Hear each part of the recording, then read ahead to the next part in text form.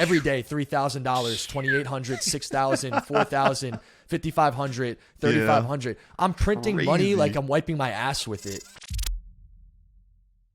What is going on, everybody? Welcome to First Blood, my podcast with my co-host Apathy, and we got Doug Censor Martin here. This is powered by EsportsGG, and if you guys are watching on YouTube, you guys can also find us on Spotify and on iTunes. The links will be down in the description below. But how's everybody doing? There's a new face app. How you doing, man? My little co-host for this. I'm excited to do this podcast, man. Hey, I'm doing wonderful. I'm excited to kick this off, and I'm even more excited that we have the one and only Doug Censor Martin in the house. How you doing, Doug? Doug Censor Martin. This guy's known me for like 10 years. He still can't even say my gamer tag. This guy used to call me Trash Can when I play with him. Now he's calling me Center. Here we go. How you doing, Dougie? I'm fantastic. I love you guys. How you doing? Doing great, baby. I'm ready to start this, Doug. Let's go ahead and get right into it, man. There's a lot of talk about. You've had some hot topics, I guess we could discuss about, and there's been a lot of talk on the Warzone side of things, on the Vanguard rank side of things. But let's just go ahead and I'm gonna get right into it with you. Like you said, you're an open book, so let's start it out. Let's talk about kind of the whole hacking situation. Obviously, there's been a lot of talk about on Twitter, on YouTube, on Twitch, on everything, on your personal streams. Kind of fill me in on that. You know, you're doing your road to #1 ranked player, and I think you came across a lot of sus gameplay, is what I'd like to say, that you kind of wanted to take a deep dive into. Listen, there's so many hackers on Vanguard Ranked. It's honestly pathetic that this anti-cheat isn't doing anything. I manually have to DM people from Sledgehammer to get them banned, and I have to submit proof of them. So the most blatant one I got is a guy being completely racist, aimbotting, aim locking, all that stuff. This has been going on for a long time. I put in 12-hour days to Vanguard Ranked daily, and I said enough is enough. This hacking is getting out of hand. I had a buddy who messaged me about this software that he developed, but I didn't really pay attention to it. I kind of just brushed it to the side. And then he messaged me again about a week later, and he showed me it working. And I was a little bit skeptical. I'm like, this is a bold take. This is a bold claim to say that you have a program to detect hackers. But the way he explained his story, everything really added up. And he showed me everything that I needed to see to make me convinced that the program is real and it works. So originally our idea was to only expose the Vanguard ranked players. And then things kind of just escalated into something different. And by different, do you mean Nadia different? Well, I think that Nadia right now her gimmick is that people want to see if she's cheating all the time. That's what's really making her stand out. And on top of that, she is pretty. She's pretty good at Call of Duty as well. So if you combine all those things into one, that really makes sense for her growth. And I think it's pretty great and smart that she's capitalizing on all of it. I saw what she was doing and I was like, you know what? I could kind of mirror and play off of her troll in a way. Like all she does is just troll the internet every day. So this whole hacking thing, everyone wants me to expose Nadia. I told people countless times. I was like, guys, this program can't expose Nadia. We can't expose her. I can't do it. This isn't going to work. I can make an opinion video on Nadia and tell you guys how I feel about her, but I can't expose her. So when the internet came out and all these sheep came out and all these clout chasing YouTubers with like 10 million subs who used my content for their clout came out and said all the things that they said, the only thing I could really do is just laugh in their face because I told everyone that Nadia is not getting exposed. I told everyone in the world my video on Nadia has nothing to do with exposing her at all. But for some reason, everyone wanted to make it about exposing Nadia. So I think the timing between this Vanguard ranked program and Nadia's popularity on if she's a cheater or not really just transform into this different beast. And I find it hilarious from my point of view just to sit back and look at it all play out because I'm 10 steps ahead of this whole thing and I'm just waiting to pull all my strings slowly right now. Yeah. I definitely feel you, Doug. And I think like what you said, you kind of played the cards well. I mean, you obviously explained. I remember I was watching your live stream. I think you had like, 13 or 14,000 viewers watching you on Twitch. And you literally said right away, like, this only is to expose people who are using this specific program on Vanguard. And like you said, I think she's such a big influence right now in the Warzone scene that everybody was curious, like, hey, can Doug Censor Martin be that guy and expose her? But like you said, the program does not go all the way to Warzone and couldn't dive that deep into it. I don't know. Stuff will unfold for people that are hacking, I think. To be fair, I mean, Jerry, you and I talk about it all the time. Nadia is playing her cards right, Doug. She's playing chess while all these people are playing checkers, just like you. I mean, you guys are both like really good at doing this. It's honestly awesome to see, but I like that. I like what you're doing. I like that you're baiting people into it. I think it's hilarious. I think it's great. You're being, more unique, more creative than, the basic stuff people do in this content world, especially in Warzone right now. And by the way, if you did not know, she has acted before in some movies or shows. I don't know. So she is an actor, and she's doing a pretty good job right now, Doug. And she's just baiting them all in, and it's hilarious to see.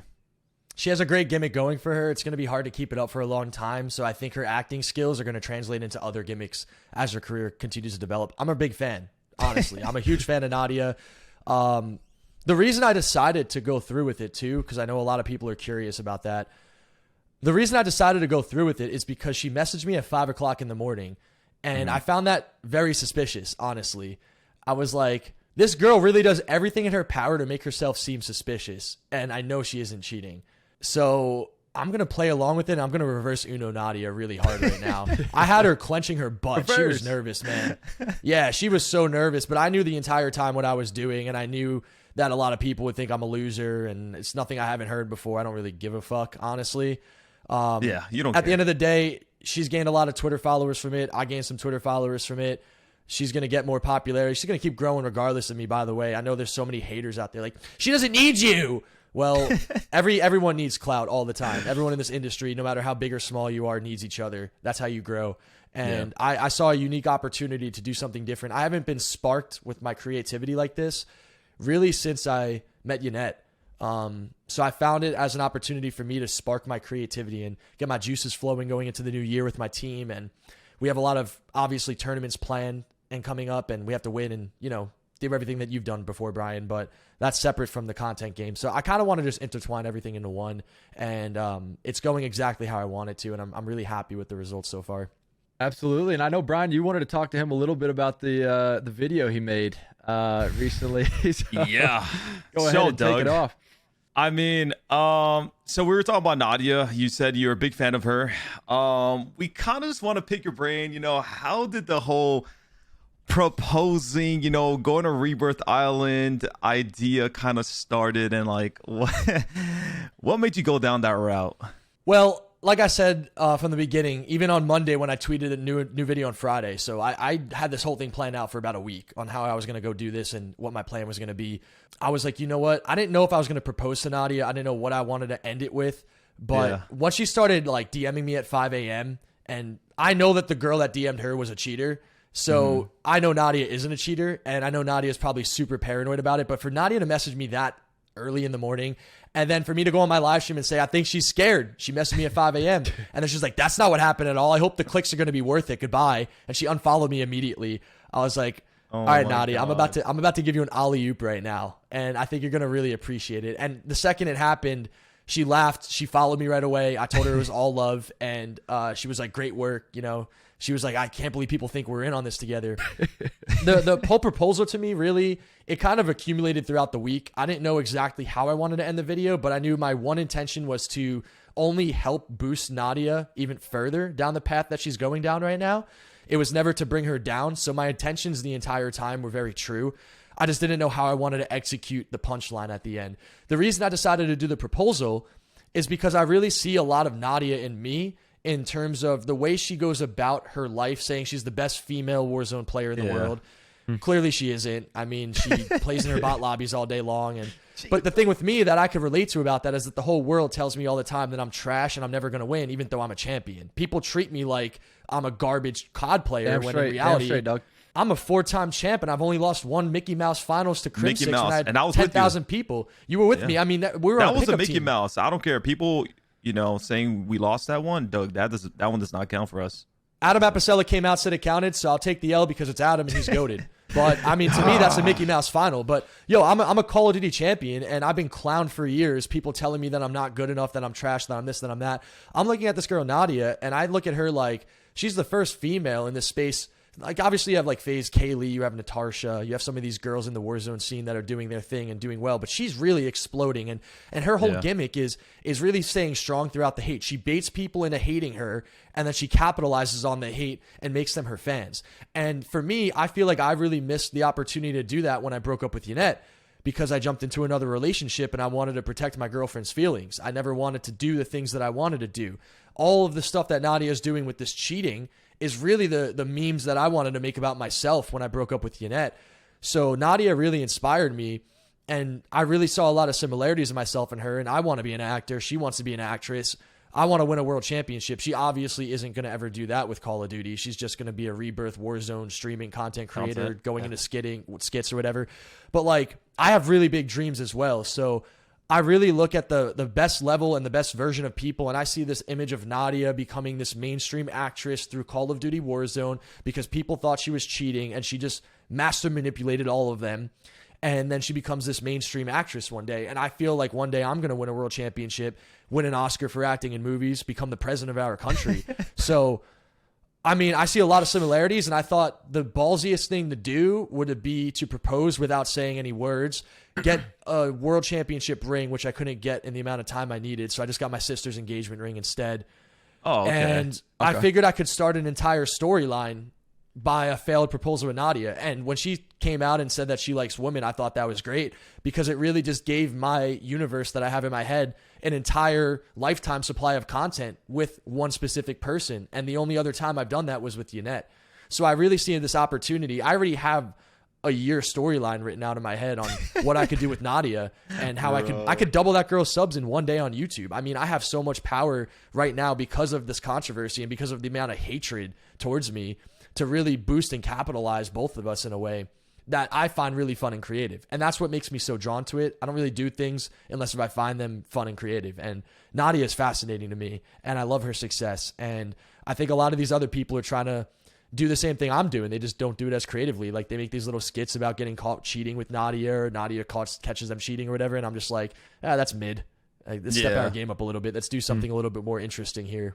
Doug, I got to ask you with that, like, is that something that takes you a while, I guess, to come up with? Or is that something that comes naturally to you? Like, you just kind of see, I don't know, the long-term goal with, like you said, you could write a skit for a year with different content to make with it. Is it something that you kind of just think of right away, or how's that work? It comes straight to me. It's very natural. When it happens, I just go. I don't really look back on it. I think things through very thoroughly. So just understand, guys, when I post stuff, I really think it through. So when I see some people, well, the majority of people coming out like hating on me, I have a very long-term plan at play. And just know, like, I don't do anything unless it's 110%. And I think a lot of things through. When people try to question credibility or things like that, I don't really care.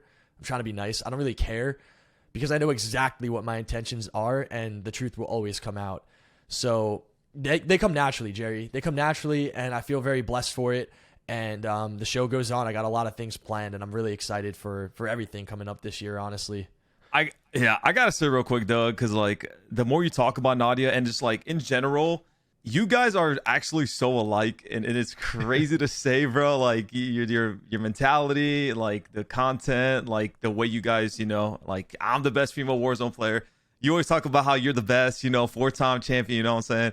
It's actually crazy to see. Like, when I think of Nadia, she actually reminds me of you as like the persons you are and as a content creator. Like, when she started blowing up and baiting people and making like this a little bit crazier content, it just really, hearing you say all the stuff, it's like so true. It's actually crazy to think about.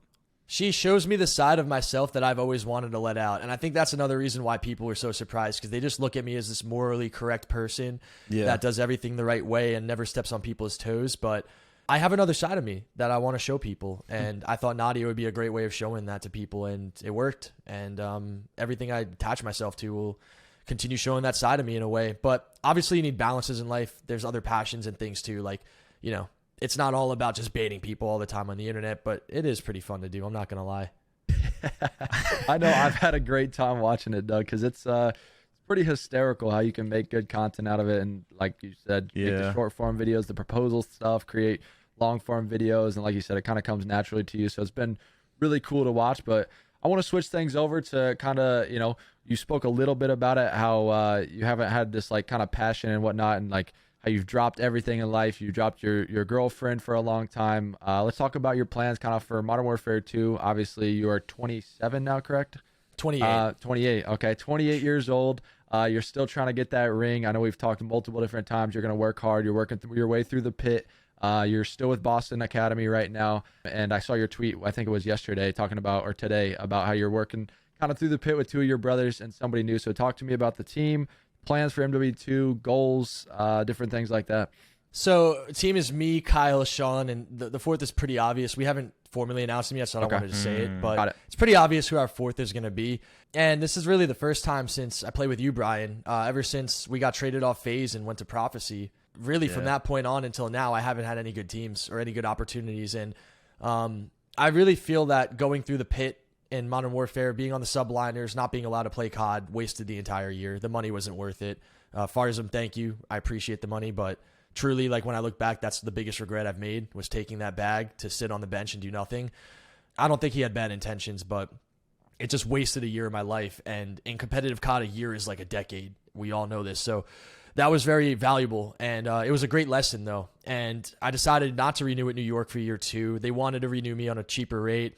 They wanted to do the academy the stuff, the same thing I'm doing with Boston. It would have been great for me to renew when I look back, but my pride said, screw that. You guys made me false promises. I'm not doing this. I'm out. And I went out on my own in Challengers as a 27-year-old. And man, let me tell you, nobody cared about me. Nobody wanted to play with me. No one believed in me. It was tough, dude. It was the hardest thing I've ever encountered. I've always come back to competitive COD and made it as a pro and won because I'm really good. But the stigma that I had around me was so strong where it didn't matter what I did. It was tough to just see any progression as a player. And every top 32, every top 16, if I was lucky, rarely I'd get a top 8 towards the end of Cold War when I found a decent amateur team. I mean, never quit, man. And even this year, too, going to my first LAN, getting top 48, worst placing of my life, I knew things had to change quick. And I'm just really proud of the team and how we bounced back because our careers were on the line at that moment in time. And all of us, we all needed each other to band together and put our foot down and grind. And we obviously got better results. We got 5th, we got 4th, then we got 3rd. So we just kept getting better. And now we got this great player coming over from Europe. And I know we're going to have a lot of success. So just going through all these trials and tribulations, just like you, Brian, you know what I'm talking about. I just know exactly where I'm going to end up. I just know that the experiences I've been through and the things I've had to deal with through internet hate, through breaking up with a model, through being in the dumps of challengers, through not being respected by players, to slowly gaining the credibility back as a player is really fun. But honestly, I don't really care because I know exactly where I'm going to end up. It's going to be on a stage lifting a trophy, and it's going to be with the people that I spend all my time with, and that's really what I focus on every day when I play. I'm not on a time schedule. I don't have a clock. I don't have to retire at 29 or 30 or 31 or 32. I don't have any family or babies or kids or wife or girlfriend. I got my 2 dogs. I got the game. I got my team. And I'm going to do things that haven't been done before. So enjoy the show because I have really big dreams, and I fully plan on executing every single one of those dreams. And I hope it inspires people that despite any hardships you go through, despite how bad things can be or how great things, I've had so many great moments in life. I've had so many championships, big months on YouTube, viral videos with 10 million views, supermodel girlfriend that everyone thinks I'm so happy with, and yada, yada, yada. And I've also had these lows where people think I'm a loser for failed proposing to Nadia and spreading false information saying I'm having proof of Nadia cheating and I proposed and it backfired because I'm scared of her. Like these joke over Twitter accounts with millions of followers like tweeting out fake news. It's like, yo, I don't really care. I've literally seen and heard it all. I'm indestructible at this point. I'm literally unbreakable. And I'm so focused on my goal, no noise is going to change my goal. And no noise is going to affect my decision-making. So it's a great feeling to go through challenges, Jerry. It's a great feeling to be humbled. It's a great feeling to feel like you're not worthy and you lose confidence in yourself. It's great to go through that. You need that in life to reach even higher highs. And I'm really about to be on that level right now, and I can't wait. Damn, I'm that was Doug. deep. I want to talk about it real quickly. You obviously make a lot of sacrifices to do all this. Like, you know, like you just said, are all those sacrifices worth it? You know, losing your girlfriend, not having relationships, sacrificing money that you could be making on YouTube and streaming, like you're sacrificing a lot to continue to compete in challengers and just have a shot of going pro. Is it all worth it to you at the end of the day? Absolutely. Money comes and goes. I don't care about the money. I saw this joke of a YouTuber with 10 million subs saying I made an 8-minute video to monetize it. Boy, I used a copyrighted song at the end, and I had 20 different options for that song, but I liked that song. So I gave all the money to the person who made that song at the end of that proposal. Damn. Like whatever, I don't even care. It's $1,500 or whatever. That's going straight to that person. If you think I do things for money, you're a joke, honestly. If you know my life, I could have dated Yannette, stayed with Yannette, married Yannette, made family vlog content, had a diamond play button, make $10 million a year if I wanted to. You'd be the one that's respecting and loving me because I have a big following. And I decided to say, I'm not cheating on Yannette. I'm not in love with her right now. I'm going to do the right thing. I'm going to break up with her. That's crazy. I'm going to go follow my passion. I'm going to go follow what I love. I'm going to go play Call of Duty Challengers, right? Like, I regret taking the money I took from New York because I couldn't play in Call of Duty Challengers. The money wasn't worth it to me. And taking a 3-year break from it to do YouTube full time showed me how much more I loved it. I remember looking at a analytic graph.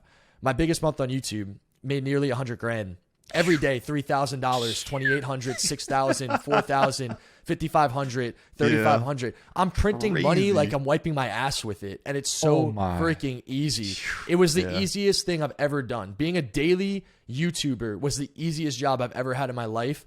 Everything I was doing was just becoming to this point where I was only doing it for money. I was only doing it for views. I was only doing things because I knew it would grow me to another level. And at that same time, I was still trying to figure out if I wanted to marry Yannette, if I wanted to live with her, if I wanted to love her. And all these questions just kept on getting raised in my head. And it just felt like, no, I'm not doing this anymore. I have to see what's right for me. I have to do the right thing because I always want to do the right thing. So I'll look back in my life when I'm going to die and I'm going to say I did everything I wanted to do. I accomplished everything I wanted to accomplish because I have up until this point in my life. And I'm not going to live with any regret. Money's going to come and go. You can't chase the money. If you chase the money, it's going to change you. I've seen it firsthand with people around me. And I'm so happy that I've never changed because of the money. I tip that. I tip my hat. That's deep right there. Tip it, please. That's respectful. Yeah. I mean, not a lot of people do what you do, Doug. You can tell you're passionate, you're dedicated, and I hope to see you one day really hold that ring, brother. Is that what, Brian? That's what drives it, right? Right, Doug? That's what drives at the Yeah. ring? Like, you got to get that ring. That's why you're chasing it, right? I'm always going to chase something, Jerry, but for now it's the ring. Yeah. I respect it, bro. I mean, that's like, I've won a lot of championships in my day, but I never won the ring, and that's something where I wish I could have said I did it because it's. We both know, Jerry, how hard that is to do, man. I know. You got to have the right group of guys behind you and the right grind and mentality for sure because it's a. And right timing at the tournament, too. You just got to show up on that day. That's what it comes down to. Exactly. You know, maybe getting the mind right is something that you've been getting used to, Doug. You've talked a lot about it. I've seen some DMs thrown about on Twitter. Your hot yoga. Brian tells me all the time that he needs to do hot yoga. What's up with this? Like, is that the new thing? My brother told me about it the other day. Like, well, what's so good about hot yoga? It just gives you this sense of peace, and I think the science behind it is that it's going to be hard for you to get injured because you're loosening up every muscle and every part of your body. So you just feel incredible after you do it. Any aches you have with your body, any pains you have, any form of arthritis, it's going to mitigate all of that. I mean, any issue you're physically having most likely can get solved through hot yoga. And I regret not starting earlier because you guys know I've been working out with you since 10 years ago. Like, we're going to hotel gyms, going to tournaments, like working out on the Thursday, playing on that Friday. I wish I started this when I was working out with you every day, Brian. Like, I'm 28 now, and I'm glad that I started now. I've done 25 classes in 33 days, so I've been really consistent, and I'm doing this 30-day challenge. I have to go every day this month. So I've been, 11 days so far in. But as a gamer, we all know how important it is to stay on top of your physical health because we sit here for 12 hours a day in our chair, probably playing for like 6 to 8 of those hours, and you're eating fast food. It forces you into this bad, unhealthy mindset and this bad, unhealthy habit of wake up, get on the game and shower, eat fast food, sit down all day, repeat. Go. And then after a week, you start feeling like crap and you don't feel like going to the gym and you don't feel like doing this. Or you don't feel like doing that. So I don't know. I just feel like the hot yoga regulates my life and it just puts me in this mind frame of I could accomplish anything I want to. And I already had that belief in my head. Like I could do whatever I want.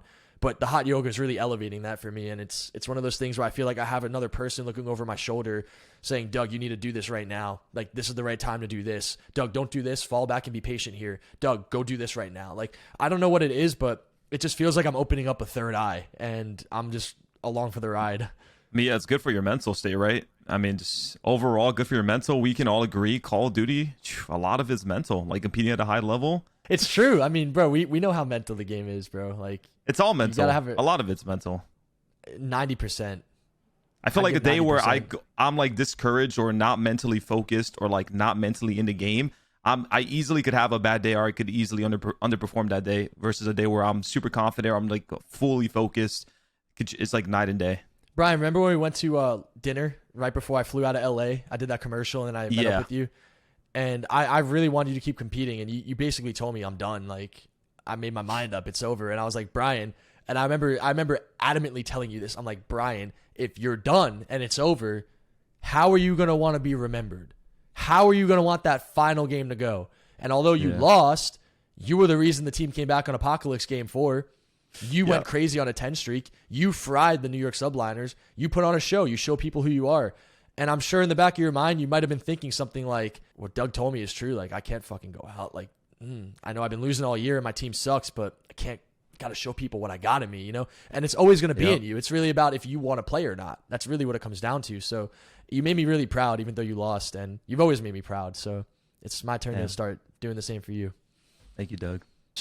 I feel like I'm the odd man out here. Like, y'all got something going on. Well, you guys play together. I didn't really play with you, Jerry, but you guys had your thing and you guys play every day. But me and Brian, like, that's my day one. I'm just kidding. I'm kidding. I mean, do you guys think, like, still a side note thing, but App and I have talked about this a little bit, and I mean, Doug, I think you're a good truth for it. Is like, do you think there's that whole stigma? And I know a lot of people have talked about it. Like, does age actually matter, like, to be in the CDL? I saw Slasher tweet, like, thank God Clayster's back now. Like, he's not the oldest person in the league. Like, does that actually matter, or is it passion levels that drop, your care for it drops, and, like, after doing this for 10 years, people just stop wanting to scrim and play the game all the time? I'm curious to see your, like, take on it, Doug. I think that the Call of Duty League is very new. We're only going into year 4. Call of Duty competitive just franchise. Prior to that, salaries were like $10K if you're really lucky. So, I mean, we haven't really had a lot of long-term structure to this. I'm sure Crim6 would still play if he could have a winning opportunity to play. I'm sure Brian would still play if he could have another team that would pay him a salary. I'm sure that you would still play if you had an opportunity that made sense for you, Jerry. I truly don't think age means anything in competitive COD. There's these kids that are supposed to be next up at 18 that I bullied on LAN this year, that I looked at online, that I was mind blown what they were doing. I'm like, dude, I never did this at 18. What am I watching? And then I play them on LAN and I'm literally laughing in their face because they're trash. And I don't know why they're doing that online. I can't prove anything, but all I know is that we're all human and we all have to go to LAN and we all have to perform. I don't care what you did online. I don't care if you're 18. I don't care if you're 30. Look, I played Clay and I beat him twice this year. That boy was shooting against me, man. He was getting let down by some people on his team, and it wasn't the CDL MVP Spart. That's all I'm going to say. So, look, that dude's 30 years old. He was getting fried on the subliners. He had a different team and a different environment, and he was frying. I mean, Clay against me on LAN probably has a 1.15, and there's no way of counting the stats, but I could just do it based off of the matches. That dude was frying, and he's 30. Like, the age doesn't matter. I really can't wait to see some of these top-level CDL players like Simp, Abizi, and Cell as they continue to age, if they could keep the passion. I truly think it's a passion thing, but because those guys, specifically those three, because I think they're three of the best players in the world today, they're on fat contracts. They have the ultimate keys to the team. They have the ultimate keys to the league. They basically run things. Like, if Cell, Abizi, and Simp want a player, anyone is going to drop what they're doing unless they're scump to go join them, period. So, like, I'm curious if they could keep this same level of tenacity, focus, and passion over these next 5 years, because they've already been doing it for 3. And because there's a huge money contract coming in and all this prize money coming in, it doesn't really make sense for them to stop wanting to do that. So, no, age doesn't matter. It's a complete irrelevant joke. I will be 30 and I will be in the COD League, and I'll be 31 in the COD League, and I'll also be 32 in the COD League, and I'm not going to go anywhere. And you're going to see all these other guys that are younger than me, and they're not going to go anywhere either. And hopefully this league can expand and it can make sense and be lucrative for everyone, because I want to see this thing blow up, and I feel like people aren't doing things the right way, so I'm just going to go do it my way myself. I do think it's more of a passion thing. I think, like what you said, Doug, for me, from my experience, it's like, I've been competing for 10 years. You know, I've won the ring twice, and like, I got to the point where I was still motivated, and like, I still wanted to work hard and I was dedicated, but you could definitely tell the difference between when I was like 21, 22, 18 versus now, where like I'd lost a little bit of that passion. And I mean, maybe it's because I have more responsibilities in my life. You know, I have a daughter now, I have a family, I have a wife. So like, I feel like that just drains you of your energy and attention. So like, it just kind of, I don't know, I lost a little bit of that passion compared to someone who's maybe 20 years old and has no responsibilities and literally dedicates their whole life to Call of Duty. Yeah, I mean, I think you hit it spot on. I literally, as you get older, if you are in a relationship or have a family or have a house or responsibilities, like, you can't just come home. Like, we all remember those days, dude, where we would go home from school. We would literally turn on our PlayStation. We would sit there and we would play for 12 hours straight. And our parents would just bring us meals, hot, warm plates, and you would sit there and not get up the entire time. And it's like, those are the days where passion's through the roof. You're playing anything and everything Call of Duty. You literally wake up, play all day, and then go to sleep and do the same thing and repeat it. And it's like, I feel like when that stops and like real life does kick in, it's just a passion thing. I completely agree with you, Doug. I don't think age matters. It's more of just finding that in you deep down to keep going, keep grinding, and wanting to actually be the best and compete. And I think you can do it, because I'm a firm believer of like anything in life, bro. If you put your mind to it and actually work hard enough, like you'll make it 100%, no matter what it may be. So it's got to be passion for me. I want to talk about the next thing, Doug, because this is actually something very important that, you know, I think we all think about. What do you think is the best route for players once they're done competing? You know, like what happens once you retire? Well, I don't think everyone could be a big content creator. I don't think everyone has that in them. I do think that the best route for any active player that's looking for a future after competing, because it's scary. Like, you have someone like, I'm going to name drop people, like Pred. Dude, Pred is doing everything right. This guy literally is like one of the next faces of our COD League if he's not right now. But all it takes is just one bad year and you're out, right? Like, that's maybe one bad year, and then you get one more year, and then after that, you're out. You might get 2 years. And it's like, all right, I made $450,000 over 2 years. What the hell do I do with my life now, right? Like, that's the biggest fear that all these players have right now. And the best thing you can do is get involved with your organization as much as possible. Obviously, try to make content. I mean, you're on the internet all day. You know what it is. Like, we're kind of intertwined in this world at this point. Try it. You know, and if you don't like it, if it doesn't work out for you, dedicate time to it. What I'll say from someone where it did work for me, and I don't need COD to make money, I don't need Nadia to make money, I don't need any controversy to make money. As a person who made it through COD when it was at its most dead point, because this isn't like, if I had this as an 18-year-old kid, I'd be like a kid on Christmas. But like, for me, it was like, okay, and it was with you, Brian. I was like, okay, I'm going to dedicate 1 year of my life to this whole thing. Content, winning, all this, the whole shebang. I'm going to get on FaZe. I'm going to win. I'm going to make some fire videos, some banger content. I'm going to make it. I'm going to be a movie star. Like, I'm doing this. And I gave myself 1 year. And that year, every day of my life, I swear, no one in the world worked harder than I did. I did everything I could to be successful. I looked at my YouTube channel at 10,000 subs, and I said, I'm going to get this to 100K. I'm going to get this to 1 mil. I kept on telling myself every single day, I'm the greatest. I'm the best. I'm going to make it work. I'm not afraid to fail. I don't care if it doesn't work out. I'm going to make it work tomorrow. I don't care if it doesn't work out today. It's going to work tomorrow. Same thing with practice and winning, Brian. I mean, our practices were pretty intense, you know, like we held each other to a standard. It's like, I think for a lot of these guys, they really just split their focus between too many different things. So be very focused and be very clear about your goal and why you want it. And also be very clear that if it's not going to work out, what could come from that? Because maybe you have a goal in mind and you want to be something or do something and you fall short of it. And then maybe something else even greater comes up for you. You always have to be open to opportunities, and you really got to stay focused. So stay off your phone and stay off scrolling on Twitter all day long, because I can tell you that that's unhealthy, and I've been there before. So it's hard now for these kids, but if you need any help, just ask me. I'll help you as much as I can. I like it. I mean, I think it's so crazy to think about. App and I have talked about this like a million times, because we've had so many times in our career where we're like, dude, if we would have stopped playing, let's say like, all right, everybody knows about primetime Verdansk, like Warzone, COVID, like all that stuff happened, and it made gaming like one of the most popular things of all time.